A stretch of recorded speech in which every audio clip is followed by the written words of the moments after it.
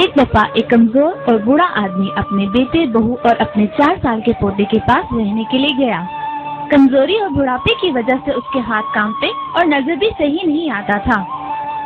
कांपते हाथों और नजर की कमजोरी की वजह से बूढ़े आदमी को खाना खाने में मुश्किल पेश आती थी। अक्सर खाना खाते वक्त उसके हाथों से चम्मच गिर जाता या कभी पानी का भरा गिलास। बहू और बेटा रोज रोज ये सब देखकर तंग आ चुके थे। बेटे ने बहू से कहा कि अब्बा जान का कुछ करना पड़ेगा। हर रोज ये सब देख देख कर मैं तंग आ चुका हूँ।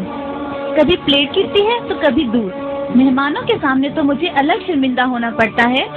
चुनाचा मियाँ बीवी ने इसी दिन बूढ़े आदमी के खाने की मेज अलग कर दी और खुद दूसरे कोने में एक अलग मेज पर बैठ गए। अब सारे घर वाले एक मेज पे आराम से खाना खाते और बूढ़ा आदमी अलग बैठा रहता।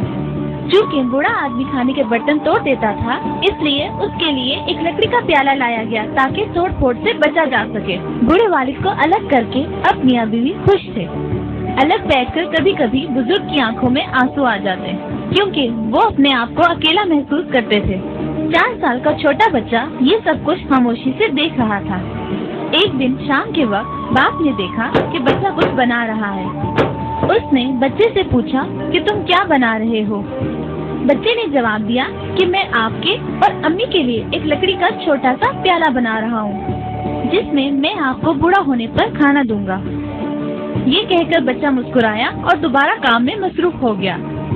ये सुनकर वालिदैन खामोश हो गए और उनकी आंखों में आंसू आ गए और एक दूसरे को कुछ कहे बगैर देखने लगे कि हम अपने वालिद के साथ कैसा सलूक कर रहे हैं।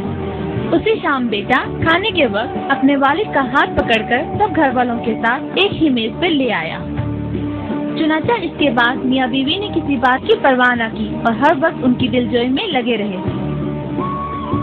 बच्चे बहुत नाजुक और मासूम होते हैं। उनकी आंखें जो देखती हैं, उनके कान जो सुनते हैं, उनके दिमाग में वही बात नक्श हो जाती है और वो वही करते हैं।